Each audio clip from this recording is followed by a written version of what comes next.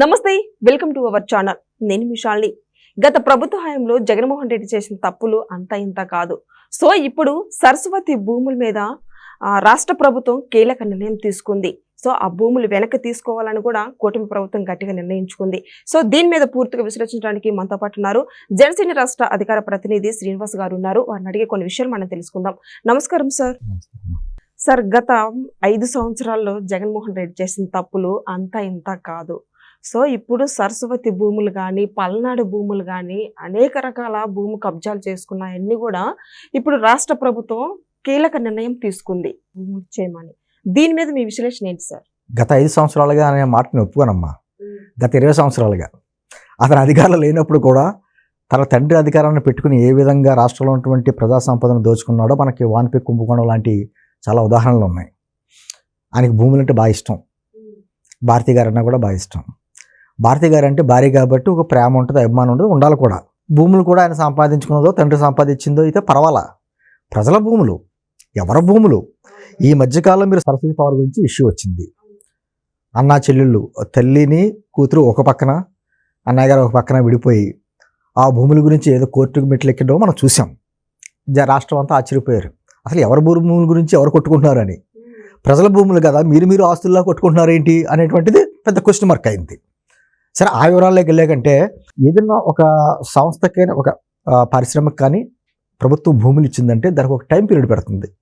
ఆ టైం పీరియడ్లో ఆ సంస్థ స్థాపించాలి, ఉపాధి అవకాశాలు కల్పించాలి, అది చేయవలసిన బాధ్యత అది. ఆ టైం పీరియడ్ దాటిపోతే ఖచ్చితంగా ఆ సంస్థ నుంచి ఆ భూములు వెనక్కి తీసుకునే హక్కు ప్రభుత్వానికి ఉంటుంది. వీళ్ళు ఏమన్నారు, జగన్మోహన్ రెడ్డి గారు మొన్న ఈ కేసుల విషయంలో జరిగినప్పుడు ప్రెస్ మీట్ పెట్టి మరి అవి మా సొంత ఆస్తులున్నాయి, పట్టా భూములు డబ్బులు ఇచ్చి కొనుక్కున్నాను అని చెప్పేసి అని అన్నారు. సరే, November 5న డిప్యూటీ సీఎం పవన్ కళ్యాణ్ గారు కూడా అక్కడ అసలు ఏంటి ఆ పరిస్థితి ఏంటో చూడడానికి కూడా వెళ్ళారు అక్కడ. ఇప్పుడు దాంట్లో ఉన్నటువంటి ఎస్ అండ్ ల్యాండ్స్ విషయాలన్నీ బయటకు వస్తున్నాయి. అంటే అసలు యాక్చువల్గా చెప్పాలమ్మా, సరస్వతి పవర్ అన్నది ఒక పవర్ ప్రాజెక్ట్గా పెడతామని చెప్పి తీసుకున్నది. ఎవరు తీసుకున్నారు? గ్రంథి ఈశ్వరరావు గారని 1999లో తీసుకున్నారు. అది అప్పుడు వారి కుటుంబీకులు మెయిన్ పార్ట్నర్స్. దాంట్లో షేర్ హోల్డర్లుగా ఎంటర్ అయ్యారు ఒకళ్ళు. ఎవరు? జగన్మోహన్ రెడ్డి గారు కావచ్చు, భారతి రెడ్డి గారు కావచ్చు, లేకపోతే వైజాగ్ ఎంపీ విజయసాయి రెడ్డి గారు కావచ్చు, లాంటి వాళ్ళు జాయిన్ అయ్యారు కొద్దిగా. ఆ తర్వాత ఏమైందో తెలియదు. కుటుంబీకులందరూ పాపం గ్రంథీశ్వర గారి కుటుంబీకులు ముందు వెళ్ళిపోయారు. తర్వాత గ్రంథీశ్వర గారు కూడా వెళ్ళిపోయాడు. ఆయన మొత్తం సంస్థ అంతా వీళ్ళ పరమైంది. 2004లో ఎప్పుడైతే వీళ్ళు తండ్రి అధికారంలోకి వచ్చారో ఇంకా అక్కడి నుంచి మొదలైనవి మొత్తం భూముల మీద వాళ్ళ ఆక్రమణ. ఎందుకు వాళ్ళకి ప్రేమ? ఆ భూముల్లో ఉన్నటువంటి సున్నప్రాయి గురించి. దాదాపు 10,000 కోట్ల విలువ చేసేటువంటి సున్నప్రాయి దాంట్లో ఖనిజాలు ఉన్నాయి ఆ 1515 ఎకరాల్లో. దాని మీద ప్రేమ. సరే, పవర్ ప్రాజెక్టుల్లో ఏమైపోయింది? సిమెంట్ ఫ్యాక్టరీగా మార్చుకున్నారు. ఇంకా తండ్రి అధికారంలోకి వచ్చిన తర్వాత మొగలాక ఇంకా ఈయనే అధికారంలోకి వచ్చిన తర్వాత దాన్ని ఇంచుమించు ఒక 50 సంవత్సరాల లీజుకి పొడిగించేసుకున్నారు.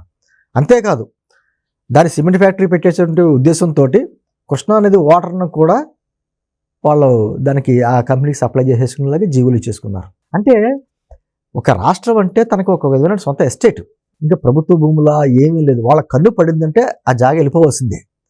దాంట్లోని ఇంక ఈ సరస్వతి భూముల గురించి మరి విపరీతం అయిపోయి పరాకాష్ఠకి జరిగిపోయారు. మరి ఆ భూముల గురించి మళ్ళీ తల్లిదండ్రులు నాకు వాటాలు వాళ్ళ గురించి ఒకరికొకరు కొట్టుకోవడం, కోర్టులకు ఎక్కడం, మళ్ళీ ఈయన ప్రెస్ మీట్ పెట్టి నేనేది కొనుక్కున్న భూములు అంటాం, ఎంతో ప్రేమగా ఇచ్చాను మా చెల్లికి అంటే, ఎవరి భూములు ఎవరి చెల్లికి ప్రేమగా ఇచ్చావు అసలు? ఇవన్నీ అంటే ఏదేమైనా ఖచ్చితంగా ఈ రోజున కూటమి ప్రభుత్వం దాంట్లో ఎంతవరకు ప్రభుత్వ భూములు ఎంతవరకు ఉన్నాయి, పట్టా భూములు ఎంతవరకు ఉన్నాయి, అసైన్ ల్యాండ్స్ ఎక్కడ ఉన్నాయి, అన్ని తహసీల్దార్ గారితో లెక్కలు తీస్తుంది. దాంతో ఖచ్చితంగా ప్రభుత్వ భూములు ఉన్నాయి, అసైన్ ల్యాండ్స్ ఏదైతే ఉన్నాయో అవి వెనక్కి తీసుకోవాల్సిన బాధ్యత ప్రభుత్వం ఉంది. ఇమీడియట్గా జీవిత తీసే లాక్కలా ఒక ఫార్మాలిటీ ఖచ్చితంగా రాజ్యాంగబద్ధంగా ప్రజాస్వామ్యబద్ధంగా ఆ అసైన్ ల్యాండ్స్ ఎవరున్నారు రైతులందరికీ నోటీసులు ఇవ్వడం, వాళ్ళతో వివరాలు తీసుకోవడం, వాళ్ళకు కొంత సమయం ఇవ్వడం, ఒక 90 రోజులు సమయం ఇచ్చి ఇప్పట్లో ఈ భూములు ఏంటనేది నిరూపించడానికి చెప్పడం, ఇవన్నీ కూడా జరిగినాయి. ఎందుకంటే వాళ్ళు దాదాపు ఎకరం 3 లక్షల రూపాయలు చొప్పున రైతుల దగ్గర తీసేసుకున్నారు. వాళ్ళకి ఏమైనా ప్రామిసులు ఇచ్చారు? ఇక్కడ ఫ్యాక్టరీ వస్తుంది, మీకు స్థానికులకి ఉద్యోగాలు వస్తాయి, ఇటువంటి హామీలన్నీ ఇచ్చారు. అవేమీ నెరవేర్చలేదు. పైగా ఏదైనా మాట్లాడితే ఏ విధమైనటువంటి భయాందోళన సృష్టిస్తారో మనకు తెలిసిందే. దాంతో ఏ రైతు మాట్లాడాల. ఈరోజు ప్రభుత్వం మారిన తర్వాత ఒకళ్ళు వచ్చారు, మా భూములు మాకు మా పిల్లలకి భవిష్యత్తు లేకుండా చేశారు అనేటువంటి. ఇప్పుడు రైతు భూమిని కోల్పోయిన రైతు బాధ చాలా వర్ణనాతీతం. ఎందుకంటే రైతు కొంతవరకే పోరాడగలడు, అంతకుమించి పోరాడలేడు, శక్తి ఉండదు. ఉద్యోగులకి ఏమైనా బాధ ఉందనుకోండి, వాళ్ళకి ఏదో సంఘాలు ఉంటాయి. రైతులకి ఏముంటాయి సంఘాలు? వాళ్ళకి నోరు నొక్కేటువంటి పరిస్థితులు ఉంటాయి. ఆ భూమి కోల్పోయిన రైతులు ఎంతోమంది ఇబ్బందులు పడుతున్నారు. దాంతో వాళ్ళందరూ కూటమి ప్రభుత్వం వచ్చిన తర్వాత బయటకు వచ్చారు. మా విధంగా మాకు ఇచ్చిన హామీ ఒకటి, వీళ్ళు చేసిన పని ఒకటి. కాబట్టి ఖచ్చితంగా కూటమి ప్రభుత్వం ఏం చేస్తుందంటే చట్టబద్ధంగా రాజ్యాంగబద్ధంగా వాళ్ళకి ఇవ్వాల్సిన నోటీసులు ఇస్తుంది. అది ఎటువంటి పరిశ్రమలో అక్కడ స్థాపించలేదు కాబట్టి వెనక్కి తీసుకునే హక్కు ప్రభుత్వానికి ఉంటుంది. దాని మీద కూడా కొంతమంది ఏ విధంగా లాక్కుంటారు, ఇదో కష్టధోరణి. కష్టధోరణి ఎలా అవుద్ది? నోటీసులు ఇచ్చి వాళ్ళ దగ్గర సమాధానం తీసుకుని అది కరెక్ట్ అయితేనే ప్రభుత్వం తీసుకుంటుంది, లేకపోతే రైతుల భూములు అయితే రైతులకి ఇస్తుంది. అటువంటి ఒక ఏదైనా సక్రమైన కార్యక్రమం చేస్తుంది కూటమి ప్రభుత్వం. అయినా కూడా వాళ్ళు ఎడుతూనే ఉంటారు అమ్మ. అది వేరు అంటుంది. ఇదని కాదు, ఏదైనా రాష్ట్రంలో అనేక భూములు ఒక్కొక్కటి వస్తున్నాయి. వైజాగ్ సంబంధించి వైజాగ్లో అలాగే ఏదో కపట ప్రేమ చూపించారు, మేము వైజాగ్ రాజధాని చేస్తామని. అనేకమైనటువంటి అసైన్ ల్యాండ్స్ అటు వెళ్ళిపోయినాయి, దళితుల భూములు వెళ్ళిపోయినాయి. ఇంకా విజయసాయి రెడ్డి గారు అయితే ఉత్తరాంధ్ర మీద ఒక గెద్దలా వాలిపోయాడు. ఆయన కుటుంబీకులు అంతాను. వీళ్ళనే కాదు, మొత్తం జగన్మోహన్ రెడ్డి అండ్ కో ఒక దడ్డుపాళెం బ్యాచ్ అది. వాళ్ళకి భూమి కనపడిందంటే లాక్కోవడమే. ఇక్కడ చిన్న చిన్న విషయమే కాదు కదమ్మా. వైజాగ్ పోర్టు, కేవీ రావు గారి దగ్గర లాంటి అటువంటి పెద్ద పారిశ్రామికవేత్తనే గనపెట్టి సంతకం పెట్టించుకున్నారు. అంటే ఇంక చిన్న చిన్న రైతులు ఏం చేయగలరు? ఏదేమైనా సరే కూటమి ప్రభుత్వం వీటన్నిటి మీద దృష్టి పెడుతుంది, రైతులకు సరైన న్యాయం చేస్తుంది. ప్రభుత్వ భూమికి ప్రభుత్వం అన్నది ఏం చేయాలో ఒక గ్యారంటీగా ఉండాలి. అదే కార్యక్రమం ఈరోజు చేసుకుంటుంది. కానీ ఖచ్చితంగా ఎక్కడైతే రాష్ట్రం మొత్తం మీద వీళ్ళంతా చేసిన భూదూపుడు ఏదో ఉందో, ఈ మధ్యకాలంలో ప్రజల దగ్గర నుంచి వినతులు తీసుకుంటే, అటు తెలుగుదేశం పార్టీ, ఇటు జనసేన పార్టీ వారు ప్రజల దగ్గర తీసుకుంటే వచ్చిన దాంట్లో 60% ఓన్లీ భూ ఫిర్యాదులే.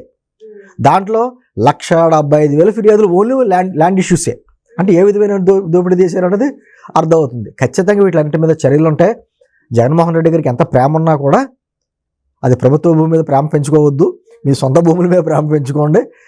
లేకపోతే ఖచ్చితంగా ప్రభుత్వం స్వాధీనం చేసుకుంటుందని మేము చెప్పగలం.